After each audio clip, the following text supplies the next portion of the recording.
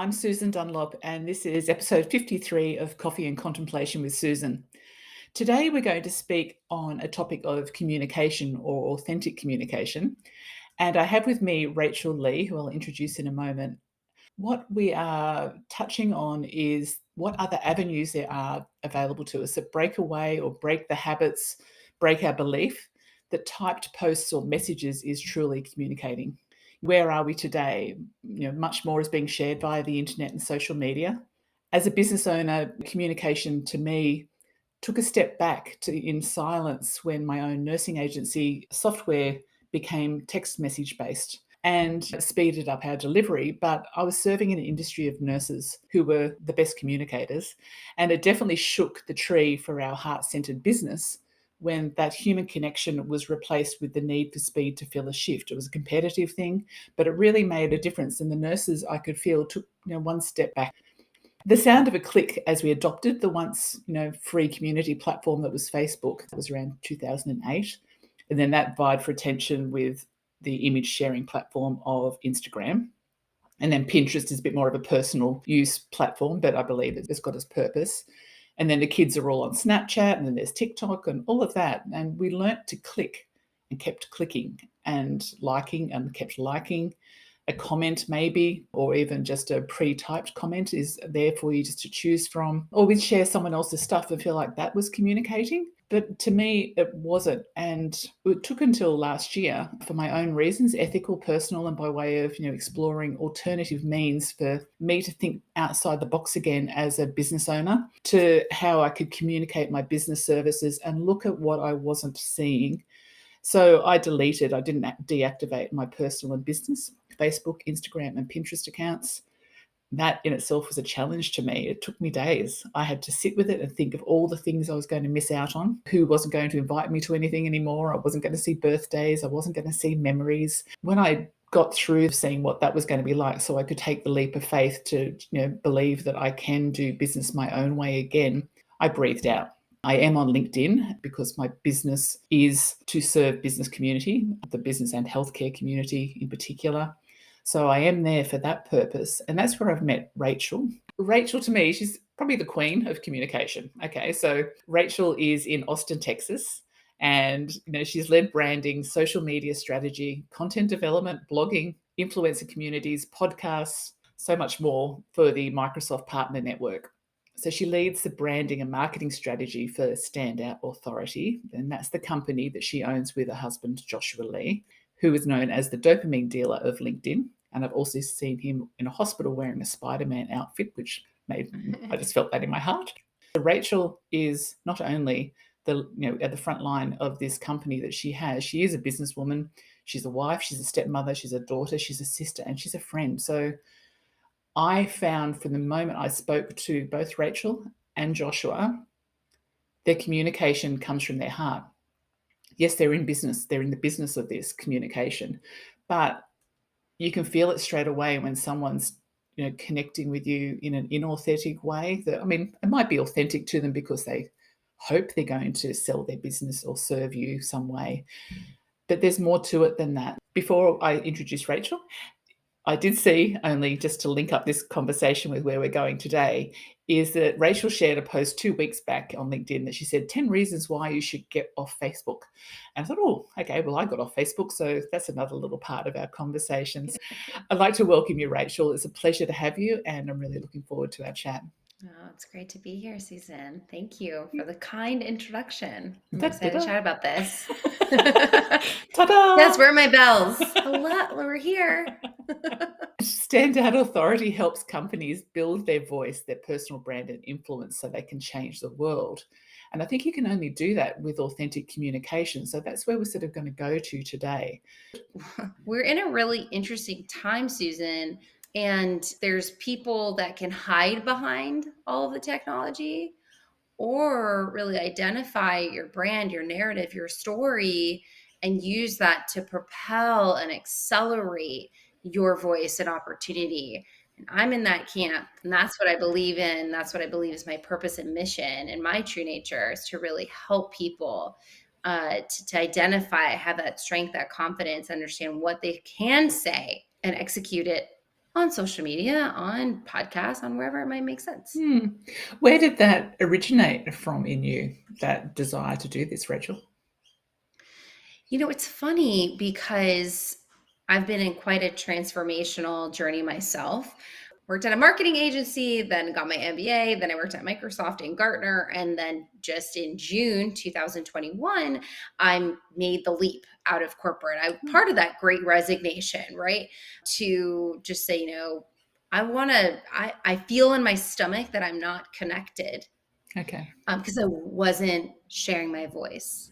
I didn't feel like I could share my authentic voice and really bring all of my superpowers and strengths to the table every single day. So I left to work now with my husband and be a co-owner and be standout authority. When I think about as I was am going through this journey of transformation and transition, I was thinking back into my childhood. And I have written down when I was like a kid, 10 years old, that I wanted to be editor in chief of, fashion magazine like Vogue or Cosmopolitan. I had that vision. I wanted to actually be a journalist. And then I realized I don't really want to do that. It's a little, I think I'm going to go into business because business has more rounded skill set, and my dad's a businessman, my grandfather, etc. But what's interesting, right, is that we know deep down what drives our purpose, what drives our passion. We sort of ignore it. We ignore it, and then because of rejection, fear, society, money, all the things. But the more that I sort of identify back into who I was, the easier it is for me to communicate, to find my voice, Hmm. and to then help others do it because I've done it myself. It's interesting. The word knowing or know has come up Mm, in 5 conversations in the last week with me, with other women mm. saying it to me, that's that knowing. Did they Could your all knowing read Glennon Doyle's Untamed? possibly? Oh my gosh, she's amazing. That book is heart wrenching, vulnerability, honesty, awakening, and she speaks about the knowing. Ah, okay. And that, like, capital K. And Gabby Bernstein does too, some of who I would consider to be my spirit mentors. Yeah. And that knowing, that's that feeling in the gut, it's in the chakra, right? It's in that Yes. solar plexus, and it's in the navel, this sort of creative purpose, all of that heart, this side of us that we, especially as women, we just ignore it. But it's really interesting that the more that you start to unfold it, it's like, oh yeah, there's that thing, that gut knowing, intuition that starts to guide us. And I think it's about sitting with it. That's, like even this morning, like I meditated and I got a message through my meditation that it was quite interesting one for me to come up. So I was just afterwards, I just journaled the thought out because I was meeting you next. I thought I'm going to go back and have a look at that later. But Mhm. it's sort of like you've got to give yourself that space to truly honor who you are and bring your gifts to the world, which is where I can see now is what you're doing. That you've had all that experience, and all of that will just fuel so much more momentum with what you're doing because you've seen how other people operate in their own organizations, and you've seen so many people, or you've spoken on stage, a lot of experiences that you can just gather up and put into a bag.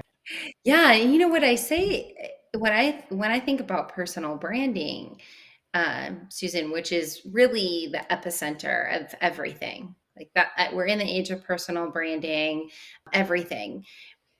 Your personal brand is not just how others see you. So it's how others see you. And that's how most people talk about it. My brand reputation, everyone references the Jeff Bezos quote, what people say about you when you're not in the room. That's what personal branding is. True. And it's how you see yourself. Mm, And so I believe, and I already know that you are in the same camp as me because I can vibe off of your energy, right? That we're just in this awakening. There's the energies, everything. There's such a shift, planetary shift happening.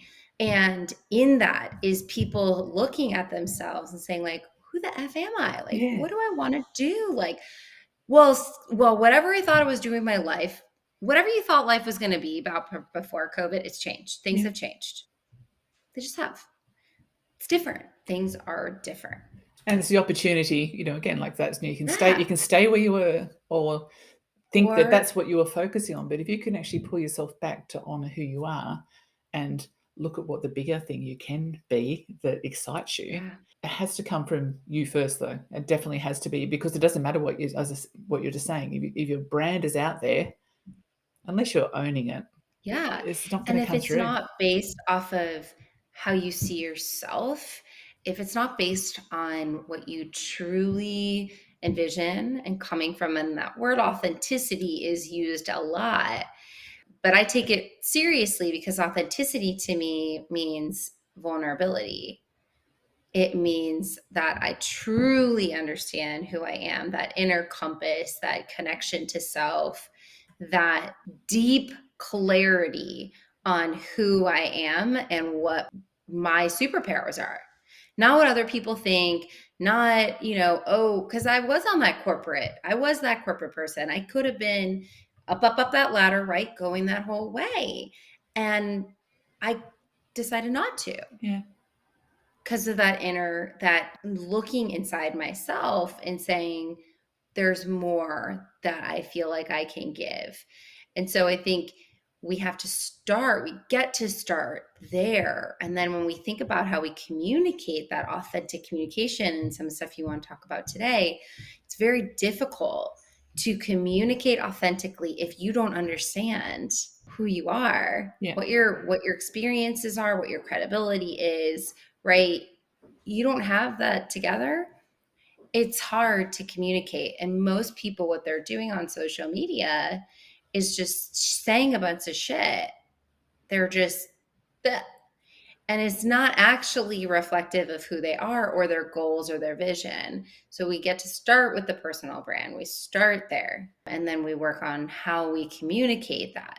And I think that's what I probably can see, and I pick myself up on it now. So it's more not to operate from a reactive perspective. Oh gosh, I've got to put a post out. I've got to say something. I need to Yeah. respond to that. You think, no, you don't. What happens if you don't? Sit back for a minute and see, does it really mean anything to you? Are you just wanting to be not missing out on being seen and all of that? So yeah, I think that's something that, I mean, gosh, we could talk forever on a few of our subjects that we nearly chose to talk on today. So I was going to start with, what do you mean by Facebook and Instagram are dead? Is that more so a marketing thing or in relation to what we're going to speak about in terms of real communication? Yeah, so you're referencing Josh. Josh and I did an event in November called 10 Reasons Why You Should Get Off Facebook. Yes. And specifically the Facebook platform. Although Instagram, is part of Facebook, specifically Facebook, I think that what we believe in, these platforms are more pay to play. They just really are. To get any sort of exposure on Facebook right now that's meaningful, you usually need to do paid advertising. We're not even going to go into the lawsuits and a lot of the data and a lot of, you know, ways in which that Meta has shifted and, looking at the company in and of itself shifting into Meta, just from a branding perspective, right? Just, okay, so it's not Facebook. Facebook is now part of the suite of Meta, but looking at where the company is going, they're creating the metaverse, right? And they're going to be a huge player. I don't think that there will be the same sort of Facebook as we know it today will not be what it is in the metaverse. That's a world of, I don't know. It's like the movie free. It's like Matrixy. I mean, the metaverse is not. I don't. My kids do the Oculus and all that. But so I think that when we think about, okay, why do we get off Facebook? We first think about, well, what is my goal in using social media? Do I have advertising dollars to support growing my following and content engagement and lead generation, etc.? Many of us have money but don't necessarily want to put it into that. The ROI is not there. It's going down. You don't have the same audience targeting. But if you have, if you're a million plus business, there absolutely can be a benefit. The other option is how do I want to meet my goals organically? And organic marketing is very different. It is advertising, Facebook, Instagram, also pretty paid advertising, Mm, unless you can have a very loyal fan base audience with few followers. It's just, you got to know that it takes time. You're not going to just grow this following, right? There's a lot of hacking the algorithm. And then you have a platform like LinkedIn, right? And then, of course, there's TikTok. TikTok is amazing for organic. I just haven't dove into TikTok very much. But in terms of organic traffic and growing an audience, it's arguably better than LinkedIn. However, LinkedIn is a business professional platform.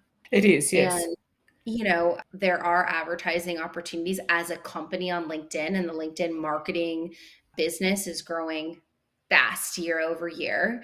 I spent time with a lot of the LinkedIn team while I was at Microsoft. I was there when the company was initially acquired in 2017. And so I was very invested in understanding what the implications of that acquisition would mean for Microsoft. And so I was always, talking to the LinkedIn people and Microsoft people. And with LinkedIn, though, overall, it's a platform, 800 million plus members. It's a member first platform. It's all about the people. And you can create amazing connections, not pay. You don't need to pay. There's no No. paying. You're paying with your time, your effort, and maybe paying standout authority, right? Paying or train for training so you can learn how to best use the platform, or you want somebody to really just do it for you. I mean, that's what we're here for, but we're not using paid advertising. So I think there's just, that's Hello. Frankie. Hello, Frankie. Yeah.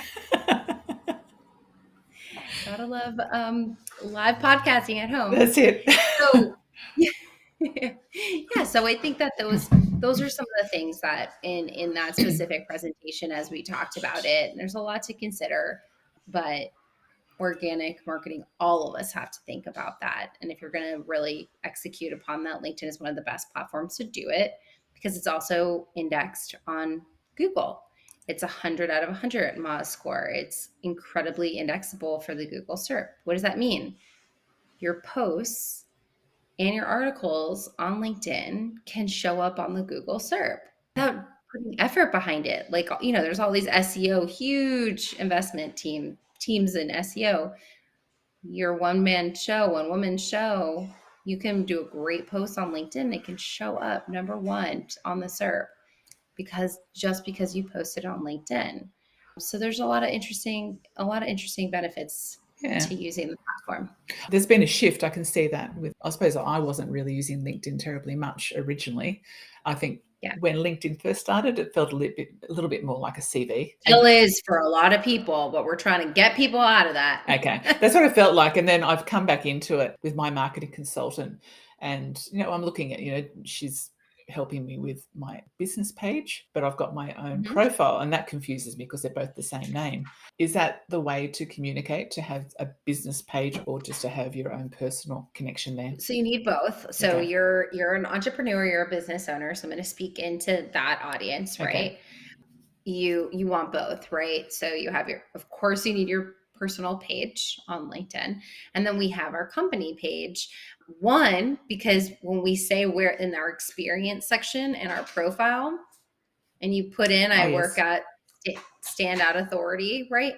You want it to actually go to a company so it looks legit. It's like if you searched on Google, right, and you weren't there, you'd be like, is this company for real? Same thing. So pure, just like trust and credibility factor, you want to have that company page set up. And on the company page, if you have employees, right, they can be connecting. So it starts to show more of that legitimacy. You can use the company page to post about your employees, about content, recruiting. With the company page, you can do advertising. And now their newsletters, were rolled out if you have creator mode on personal pages. Now they started to do newsletters available for your business page. Right. You want both. If I only have so much time in the day, am I going to try to have a different post for my personal page? And my company page, no. Focus first on Rachel B. Lee getting 3 posts out a week. Okay. You can take those posts and share it to the company page. Real easy with a little bit of copy. If you have extra time, great. Get out, a post a week on your company page, a few posts. But speaking into that solopreneur, that small business, right? We only have so much time, and how I would, focus in on my time and where I'm putting content. But that's good, because again, it's like the time you spend on where you are going to put your posts is also important in terms of how you communicate. Yeah. I never looked at anyone's business page, say of someone of the size of my business. I never would Yeah. have gone to look at their business page. I just knew that was in there, that would show the icon for their Yeah. business. That's what I first thought it was about. So maybe just some people listening may not have realized the use of both of them. They are important for their own purposes. So Yes. that's good to know. Yes, there. One other quick thing. Mhm. If you do LinkedIn events, so if you create an event, if you do it through the company page, you could do a registration where you capture email addresses. You can't do that if you do an event from your personal page. Ah, So you right. can actually capture the emails. So when we do events, we do it from Standout Authority. Every person that registers, we get their email address. That's important for organic, right? Getting organic leads. A meme that I saw years back, and I think it might have been as I evolved from owning RNS nursing to becoming this coach. And it said the best marketing strategy ever is care, straight out care. So can we talk on that a bit? Like in terms of, you're talking personal brand, you're talking people wanting to make money in their businesses, but how do they honestly work out a way that they come across as caring on the way they post or in the way they communicate their business? Yeah. So we use the 10-20-70 rule for posting content. 10% of the time it is personal. So an example of that would be Josh and I's anniversary, going on a trip to Mexico and reflecting on that time together, right? Personal. Yep. 20% of the time is on your product or service. So that is you talking about a workshop coming up, a new product or feature, literally specific stuff about what you do, the product or service.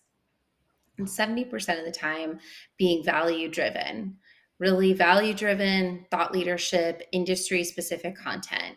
And so most people do the flip.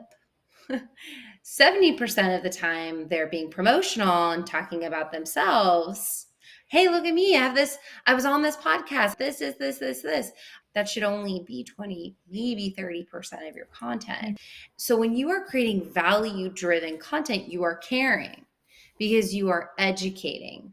As a thought leader, and what we do at Standout Authority is we create thought leaders who have influence. An influencer just wants to sit and talk about all themselves and, right? The difference to us is that when you're a thought leader, you have expertise. You have expertise that is validated through your experiences, education, certifications, whatever, right? All of these different things that you have. And you are sharing to give, to be in service and educating people because you care. You want people to know. I want people to know that they matter. I want people to know what a personal brand means. I want to stir up conversation around that, right? And so when you come from a place, and even if you're posting as a company, right, it should be the same thing. It should be around how are you talking about what you're doing for the community, for your customers, right? For the industry, for whatever the case is, not just selling people. And so if we come from a place of giving and really serving, educating, we know that we're caring. We know we'll build human conversation that leads to opportunity. So it's a human conversation is the Yes, key to it because all. people are going, especially on LinkedIn, unlike a TikTok or Instagram where people literally will get into the scroll hole for hours. People aren't scrolling for hours on LinkedIn, right? On LinkedIn, the amount of time was about 7 minutes. It's increased to maybe about 17. People ain't on it that long on the feed. They're not like Josh and I on it all day, right? And so what people are on LinkedIn in particular, they're going to really learn. They're there to connect with somebody. Maybe they got a message. They're looking for talent, right? They might be recruiting.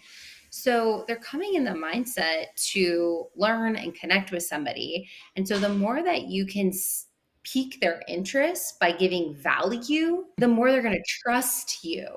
And that's really about building an emotional connection, which is like marketing 101 and branding 101, right? You first need people to understand the functional benefits of your product or service, like what the heck do you do?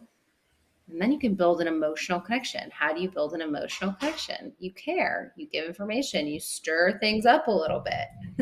It's interesting, isn't it? So the 101, this, like the marketing and branding 101.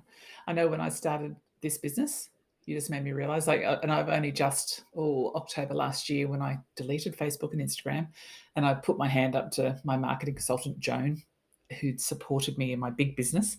And I said, Joan, it's time. I need help. I haven't come from a marketing background or a branding background. So, the value in having brought in someone who has all those years experience and has a team who's making me march faster so that I'm delivering, but as me, it is so valuable to be okay to reach out to experts, I think, when we're unsure of ourselves in this type of space.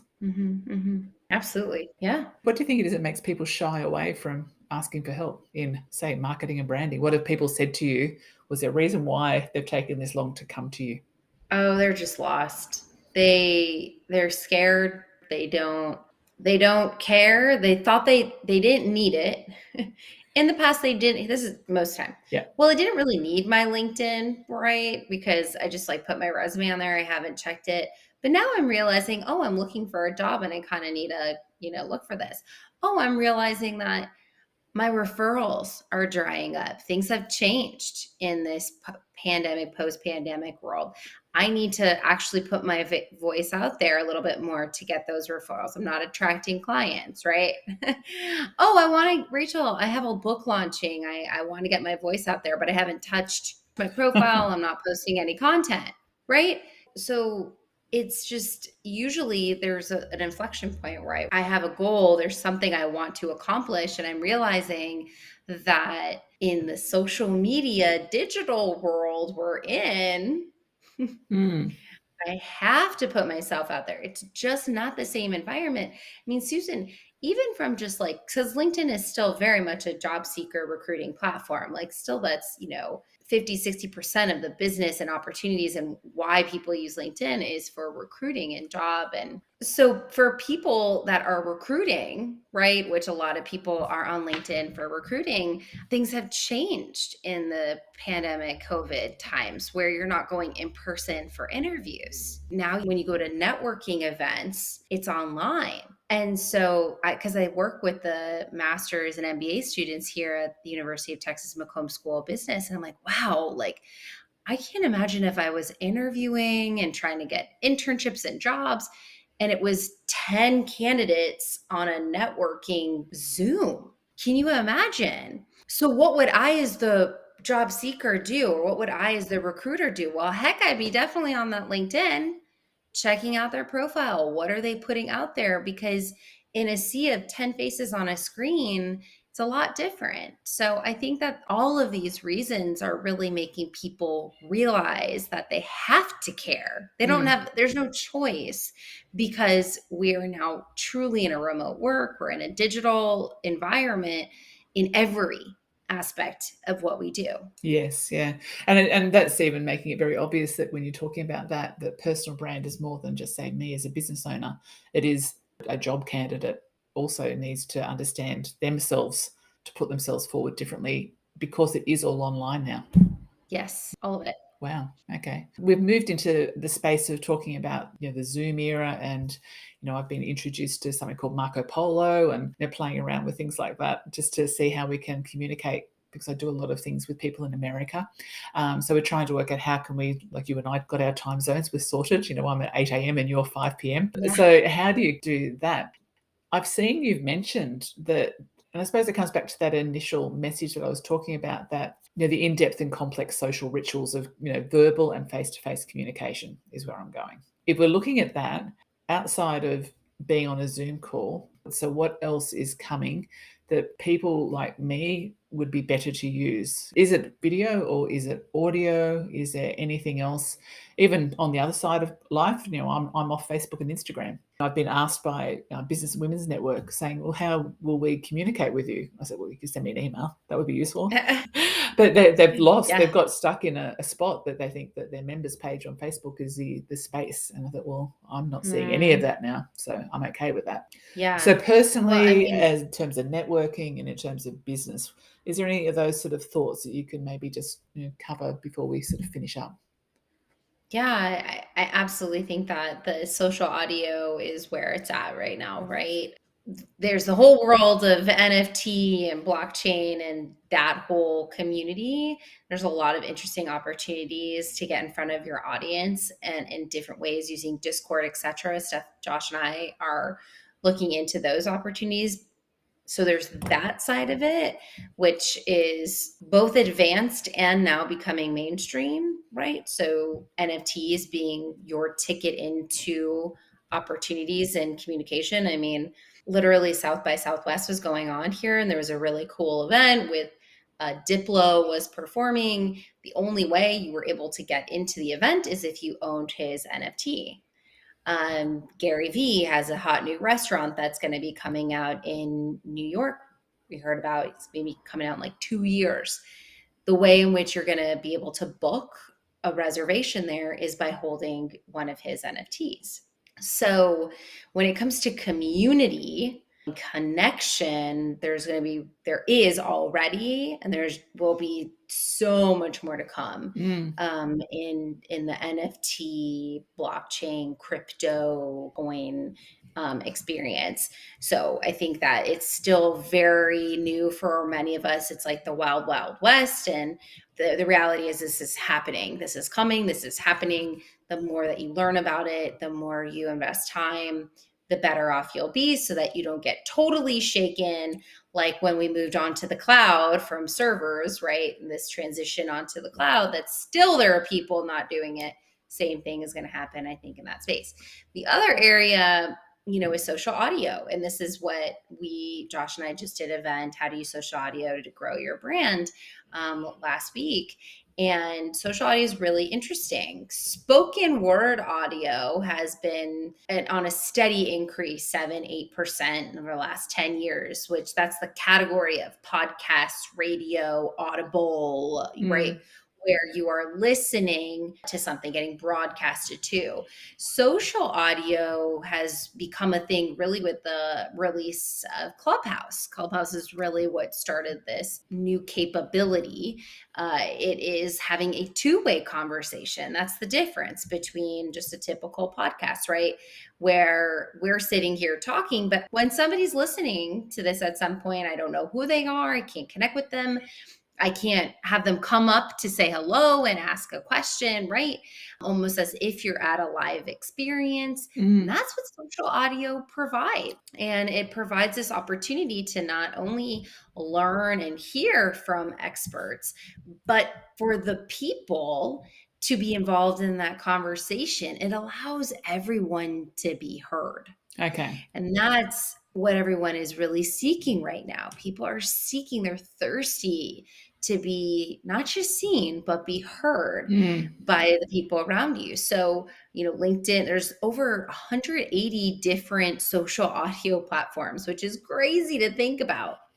You got Facebook has their own experience. You have Twitter Spaces, you have Green Room with Spotify. Obviously, we have Clubhouse. Amazon just came out with AMP. LinkedIn audio event came out in January, and we're part of the few hundred beta testers that have access to create rooms. We have a room every Wednesday at 9 a.m. Central.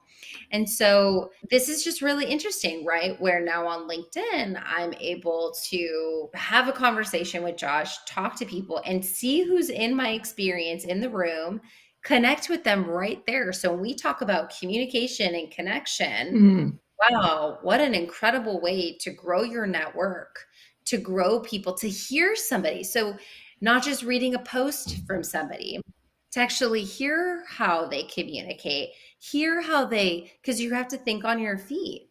right? When I'm running a room with Josh, we have a certain intention and flow, and people really enjoy, or maybe they don't enjoy, but they get an experience from hanging out with us that has been incredibly valuable in growing my brand, not only in growing followers, but in growing up literally business opportunities, speaking opportunities, you name it.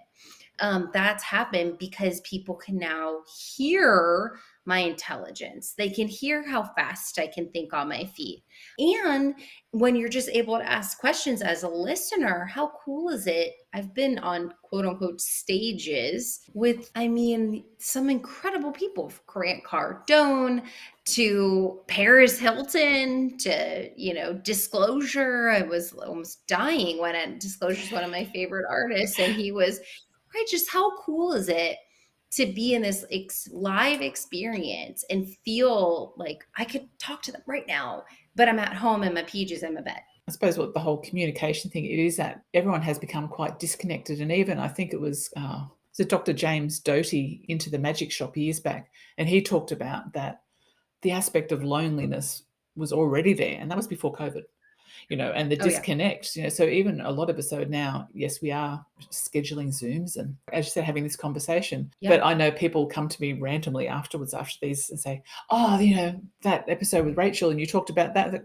Oh, it would have been good if you could actually come into the space with us. Yeah. So it's more of that. So Yeah. the social audio. So say if someone wanted to try social audio now, Yeah. where is it? You're in LinkedIn? Not yet. Any person can listen in to an audio room.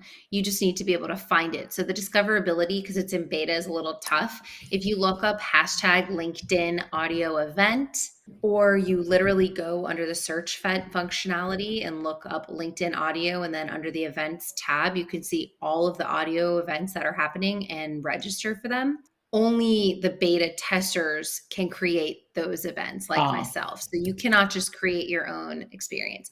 Now, Twitter Spaces, like I said, there's Wisdom. I mean, there's lots of different platforms. I do think Clubhouse is, because it's sort of the OG, I think they do have a great experience. They continue to do so many optimizations to the app. And it's a great place to meet people, to hop in and feel comfortable. You don't have to create your own room. You could just, and I wouldn't advise that in the beginning, Susan. I would advise that you go find people, listen, ask a question if you feel comfortable, really observe, right? Listen, observe, and see how and if this platform, this opportunity is going to be the best for you. Some people are just not into social audio. They're just not their thing. And that's okay. For people that are great speakers, and it's if you like to listen like a podcast, then you'll also enjoy it too. And I think that's the thing, like a lot of us in business go, oh, I've got to start this, I've got to start that. It'd be good to also test it out by attending and just feel it. But totally. Coming around to that, we talked about the human conversation, and it's about doing what you do on social media differently can become part of how you communicate as a whole human being. I think that's probably the key to it, to pause a little bit though and take your time to think about it before you just rush in and keep on blaring all over social media. Yes, absolutely. Think about, what are you trying to inspire in others? Who are you trying to attract? Who is your audience? What are your skills? These are my 4 pieces of building a personal brand. What are your skills, your superpowers? Who is your audience? What's your differentiation? So what experiences, credibility do you have? And then what's your passion? Those are the elements of creating a personal brand. And the more clear you are in that, and it's an evolution, doesn't need to be perfect, the easier it's going to be for you to create content. Because when you're super clear on your value proposition, then you're like, okay, I'm talking about personal branding, I'm talking about content marketing, and I'm going to talk about the career journey. Those are my content themes. I have content themes. And so it helps you, just like making a marketing plan for a company, you make it for yourself. No, I like that. I think I've taken a fair bit from our chat today. And as I said, because we did have the few ideas of where we were going to go, but I feel this is an important topic because there's so many of us in this space that we're just trying to find different ways of being. And I do know a lot of people who have lost interest in the Facebook, and I call it the blur, actually our company name, that owns our Yeah. business is called Break the Blur, Proprietary Limited. So yeah, my husband and I are very much into breaking the blur in life, after Yeah. years and years of being in business. I think that will be really helpful, what you shared today, Rachel, and I really, Thank really you. appreciate what you have shared. What I would also like to ask you, though, because it is the usual question, is do you have a favorite mantra or an inspirational quote off the top of your head?